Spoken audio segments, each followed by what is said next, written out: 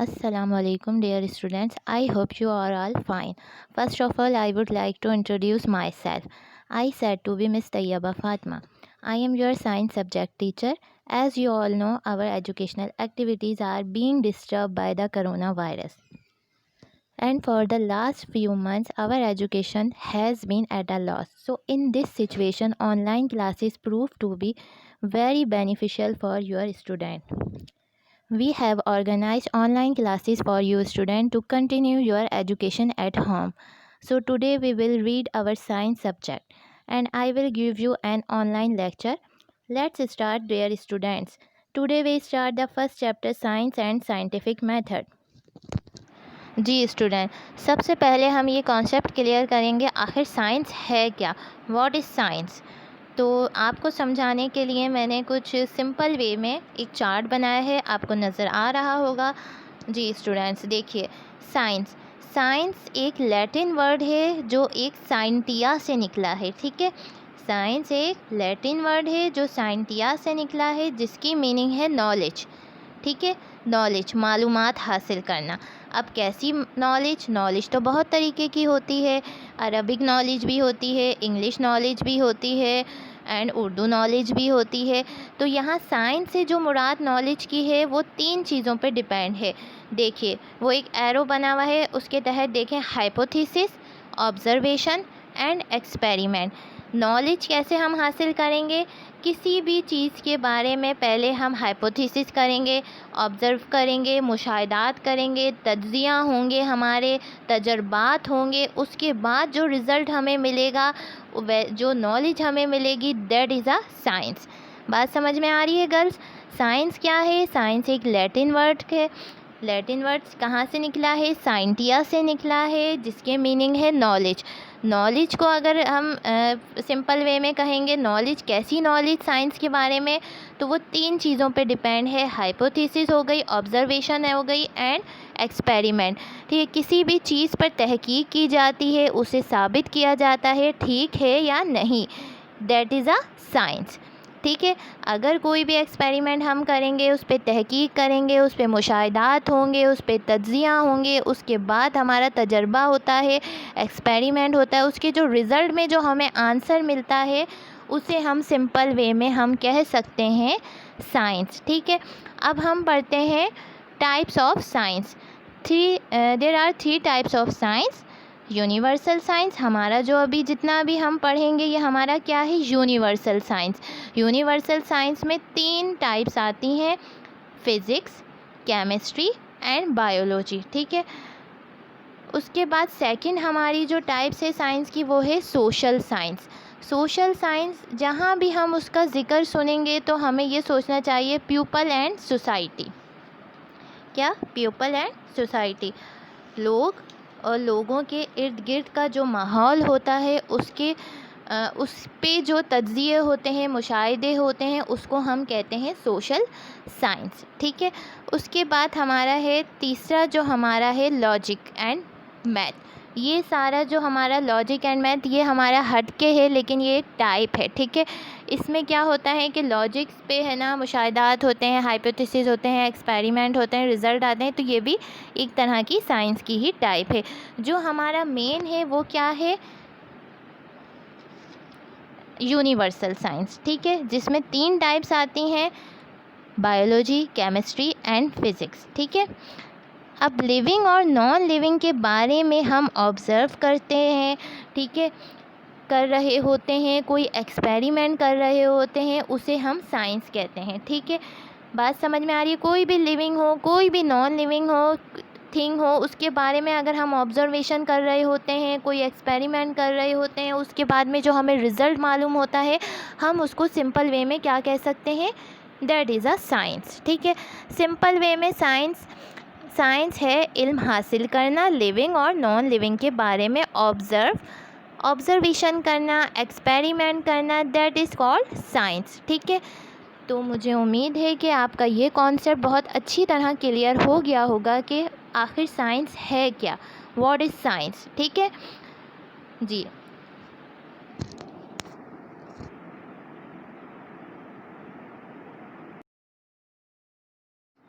जी student, page number 2 निकालिए। मैं reading करती हूँ और विद मीनिंग आपको समझाती हूँ। Science is not merely a theoretical subject, rather it is a practical subject in which experiments are made to check the validity of a hypothesis. These experiments are performed in a special room called science laboratory. Making experiments in a laboratory is interesting and fun, but it can be dangerous if done carelessly. So, to avoid mishap and for the safety of others and our own, we must follow laboratory safety rules.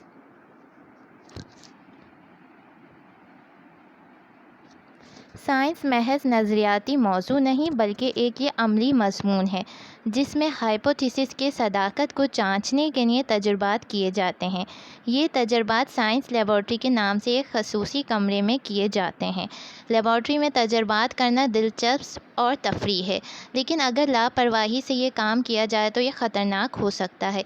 लिहाजा हादसात से बचने के लिए और दूसरों और अपनी हिफाजत के लिए हमें लेबॉर्ट्री के हिफाजती कवायद पर अमल करना चाहिए।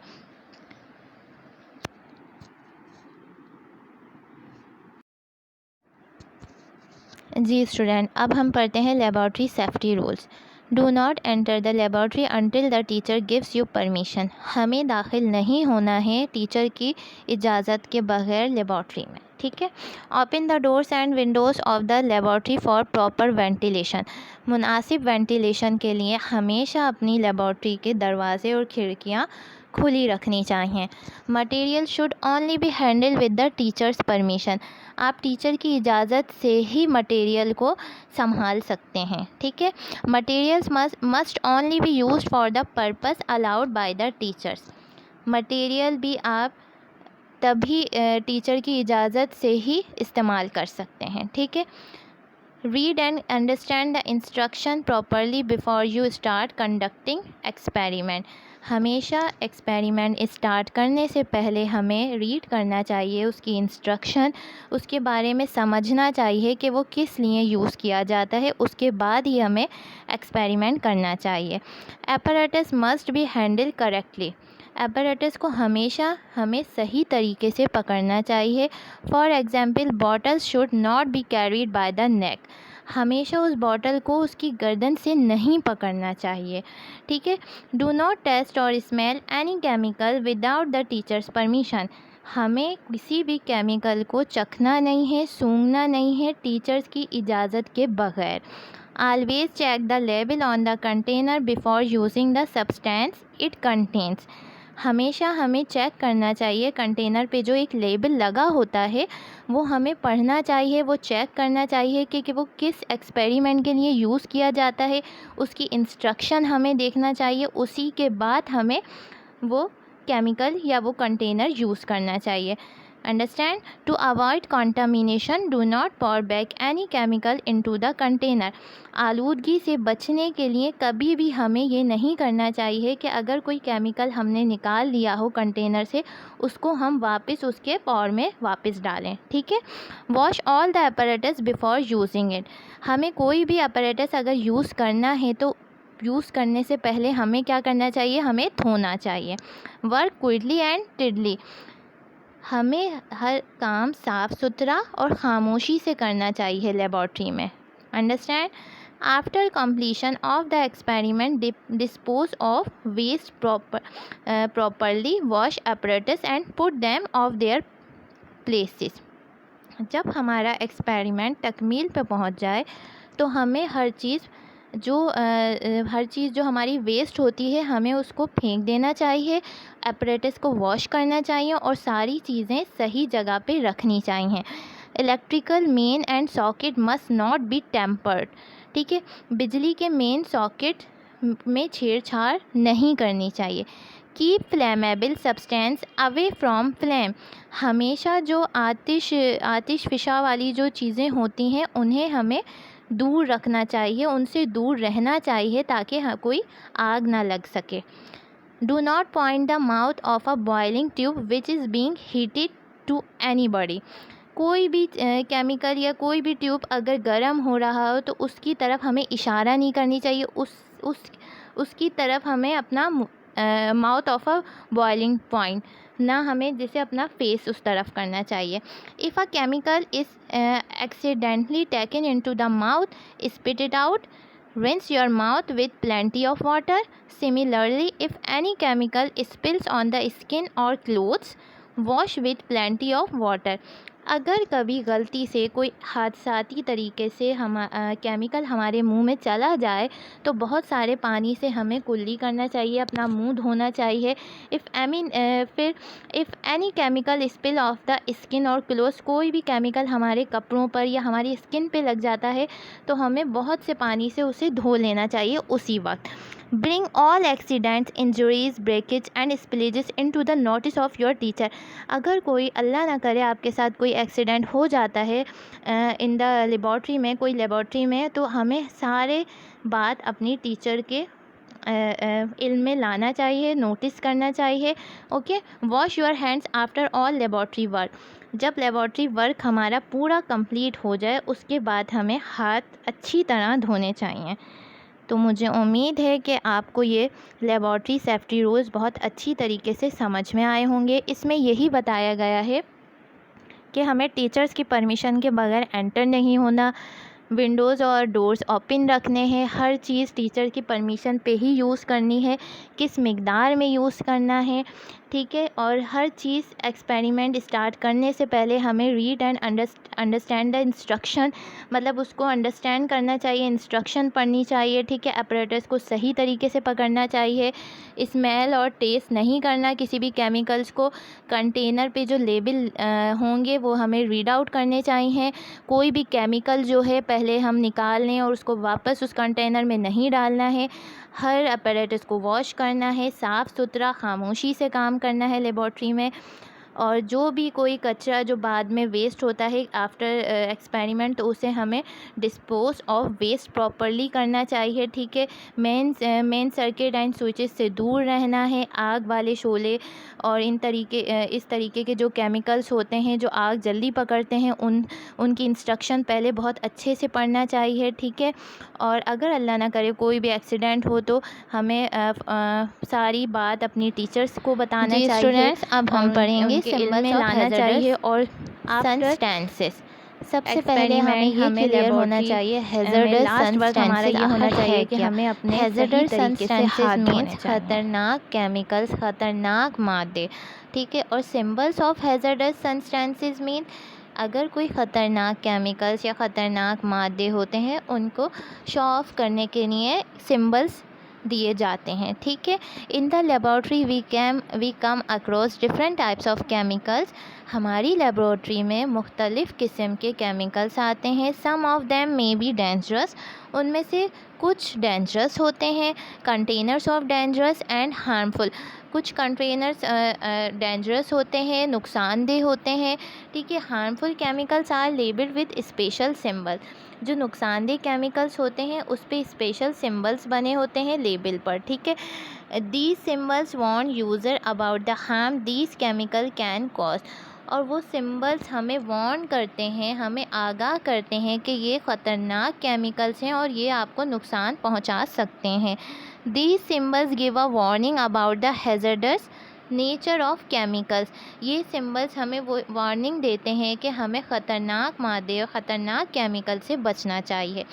Some common symbols and types of hazardous substances they represent are given below, कुछ सिंबल्स हमें बताए गए हैं, टाइप्स बताई गई हैं हैज़ार्डस सब्सटेंसेस की जो रिप्रेजेंट है are given below.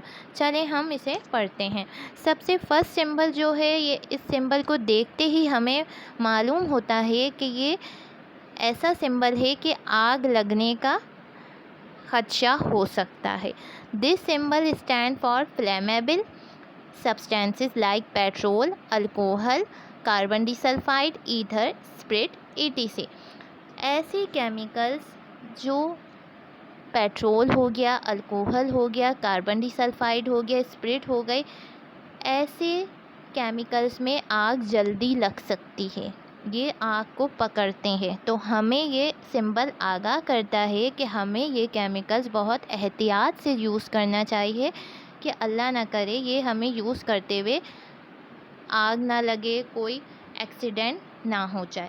So to avoid any mishap, these substances must be kept away from flame और फायर। हमें ये यूज़ करते वक्त हमें अवॉइड करना चाहिए, बचना चाहिए फायर और फ्लेम से। ठीक है गर्ल्स। सेकंड हमारा आता है धमाका खेस। मतलब ये सिंबल को देखते ही हम समझ जाएंगे कि कोई धमाका खेस सिंबल बना हुआ है, एक ब्लास्ट होता हुआ सिंबल हमें नज़र आ रहा है। This symbol warns that the substance is explosive in nature. ये सिंबल हमें ख़बरदार करता है कि ये मादा जो है एक्सप्लोसिव हो सकता है, मतलब धमाका खेस हो सकता है, फट सकता है। For example the mixture of hydrogen, जब हम है ना हाइड्रोजन को मिक्सचर कर रहे हों and air, similarly the mixture of carbon monoxide and hydrogen. हमारे केमिकल्स होते हैं जिसमें हाइड्रोजन होता है, कार्बन मोनोऑक्साइड होता है, hydrogen. These types of substances जो होते हैं, जब हम इनका केमिकल करते हैं तो इसमें हमें एहतियात बरतनी चाहिए और ऐसे केमिकल्स को यूज़ करते हुए हमें ये सोचना चाहिए कि ये एक्सप्लोर हो सकता है, एक्सप्लोसिव इन नेचर हो सकते हैं, मतलब धमाका खेस फट सकते हैं। ठीक है girls. Such type of substances should be used according to the instruction on the label. जब हम ये सब्सटेंसेस को यूज़ करेंगे तो हमें उसकी इंस्ट्रक्शन रीड करनी चाहिए, उसके लेबल्स पढ़ने चाहिए, उसी के बाद हमें एक्सपेरिमेंट करना चाहिए। और इस सिंबल से हमें वाज़ह तौर पे समझ आ रही है कि ये फट सकता है, धमाका खेस हो सकता है, तो इसलिए हमें एहतियात बरतनी चाहिए। ठीक है गर्ल्स। और अब हमारा आता है, अब हमारा थर्ड सिंबल हम पढ़ते हैं।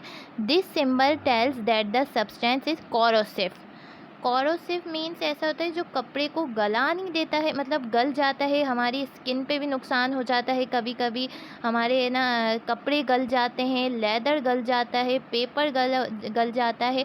ठीक है। Corrosive, the corrosive substance cause Burns, जला देता है, एंड कैन डैमेज क्लोथ्स, ये हमारे कपड़ों को नुकसान पहुंचा सकता है, डैमेज कर सकता है, पेपर को, लेदर, चमड़े को, ETC। ठीक है। स्ट्रॉन्ग एसिड्स होते हैं, ये अल्कैलीज होते हैं, आर कोरोसिव। ठीक है। स्ट्रॉन्ग एसिड और अल्कैलीज। स्ट्रॉन्ग एसिड्स हमारे पास क्या आ गया, हाइड्रोक्लोरिक एसिड हो गया। अल्कैलीज हमारे पास क्या है, अल्कैलीज एक हम बेस को कहते हैं। एसिड एंड बेस हम प्रीवियस क्लासेस में पढ़ते हुए आए हैं। ठीक है। ये जो होते हैं, ये स्ट्रॉन्ग एसिड और अल्कैलीज आर कोरोसिव, ये गला देती हैं। ठीक है। ये chemicals avoid direct contact with corrosive substances, इनसे इन्हें हम डायरेक्ट कांटेक्ट नहीं कर सकते, हमें अवॉइड करना चाहिए। ठीक है। If a corrosive substance spills on your skin और क्लॉथ्स, ये हमारी स्किन को नुकसान पहुंचा सकते हैं, हमारे कपड़ों को नुकसान पहुंचा सकते हैं। तो wash them with plenty of water, अगर ऐसा हो जाए तो हमें बहुत ज़्यादा मिकदार में पानी के इसे धो लेना चाहिए। अंडरस्टैंड। फोर्थ सिंबल हम देखते हैं। This symbols stand for toxic और पॉइजनस। ये जो सिंबल है ये हमें आगाह करता है कि ये जहाँ भी केमिकल पर हमें नज़र आए या हमारे इंस्ट्रक्शन पे, लेबल पे ये बना होगा, तो हमें इस लेबल को देख के ये समझ जाना चाहिए कि ये केमिकल जहरीला हो सकता है। ठीक है। तो इससे हमें दूर रहना चाहिए। Mercury, cyanide, copper sulphate and chlorine gas are example of toxic substance. जहरीले सब्सटेंसेस की जो हमारे पास एग्जाम्पल हैं वो है मरकरी हो गया, हमारे पास सियानाइड हो गया, कॉपर सल्फेट हो गया, क्लोरीन गैस हो गया। ठीक है। जहाँ भी ये सिंबल हमें नज़र आएगा किसी भी केमिकल के ऊपर, तो हमें फ़ौरन ये समझ जाना चाहिए कि ये केमिकल्स क्या हैं, जहरीले हैं। तो नेवर ट्राई टू ईट, कभी भी हमें इसको खाना नहीं है। ड्रिंक और टेस्ट, कभी भी हमें चखना नहीं है, इसको टेस्ट नहीं करना, क्योंकि ये पॉइजनस सब्सटेंस होते हैं। Use them according to the instruction on the label, जब भी यूज़ करेंगे उसकी इंस्ट्रक्शन पढ़ेंगे, लेबल पे जो भी इंस्ट्रक्शन लिखी होगी वो हम पढ़ने के बाद ही उसे यूज़ करेंगे। ठीक है। अब हमारे पास 5 सिंबल नेक्स्ट पेज पे देखिए गर्ल्स। इरिटेटिंग और stimulating substance are represented by this symbol. ये जो क्रॉस का निशान है इससे हमें पता चलता है ये जला देने वाला है, इरिटेटिंग करने वाला है, स्किन पे हमारी हो जाता है। ठीक है। क्लोरोफॉर्म हो गया, ज़ाइलिन हो गया, अल्कोहल हो गया, ब्रोमाइन हो गया, वेपर आर इरिटेटिंग, मतलब हमारी स्किन को भी जला सकता है, हम हम इरिटेशन हो जाएगी, हमारे हाथों पे, हमारी बॉडी पे हो सकती है, ठीक है। Avoid inhaling any irritating liquid, हमें अवॉइड करना चाहिए इनहेल नहीं करना है ऐसे इरिटेटिंग लिक्विड को। Use them in a fume chamber, खुले हुए जो फ्यूम चैम्बर होंगे तभी हम ये इस्तेमाल करेंगे, ठीक है। लास्ट हमारा देखिए symbol, this symbols tell us that the substance give out harmful rays and is radioactive. ये सिंबल हमें बताता है कि ये बहुत ख़तरनाक, इसमें से रेज एंड रेडियो एक्टिव्स आ सकती हैं। रेज होती हैं शुआएँ, ठीक है। जब भी हम कोई है ना एक्सपेरिमेंट करेंगे तो इस टाइप के हमें केमिकल्स की नीड होगी, तो हम उसके ऊपर अगर ये सिंबल बना होगा तो हमें ये समझ जाना चाहिए कि इसमें से कुछ रेज़, हार्मफुल रेज़ निकल सकती हैं जो हमारे लिए नुकसानदेह साबित हो सकती हैं। यूरेनियम हो गया, रेडियम हो गया, प्लूटोनियम हो गया and cobalt are some of the radioactive elements, ठीक है। वाइल जी, हैंडलिंग द हमने रेडियो 2 एक्टिव टॉपिक्स सब्सटेंसेस आज सेफ्टी पढ़े हैं और मुझे उम्मीद है कि आपको बहुत मस्ट बी अच्छी फॉलोड तरीके से ये स्ट्रिक्टली। दोनों टॉपिक इसमें ये समझ में बताया आए कि होंगे। हमेशा अगर हमें इन 2 हैंडल टॉपिक्स इसको में बड़ी कोई भी एहतियात कॉम्प्लिकेशन, से कोई भी करना बात चाहिए, अगर आपको सेफ्टी समझ में करनी चाहिए, इसकी नहीं आई है डियर स्टूडेंट, प्रिकॉशंस तो मस्ट आप बी मुझसे फॉलोड। पूछ जो सकते इसकी हैं। प्रिकॉशंस होगी सो उसको थैंक यू सो पढ़ने के मच। बाद ही हम ऐसे केमिकल्स को यूज़ कर सकेंगे, ठीक है गर्ल्स। हमने फिर आज